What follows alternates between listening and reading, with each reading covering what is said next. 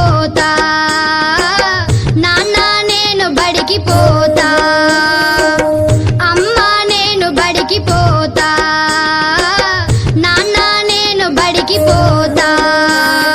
చల్లని దీవెనలిచ్చే చదువులమ్మ గుడిలోన చల్లని దీవెనలిచ్చే చదువులమ్మ గుడిలోన ఆడుకుంటా పాడుకుంటా చదువుకోను నేను పోతా అమ్మ నేను బడికి పోతా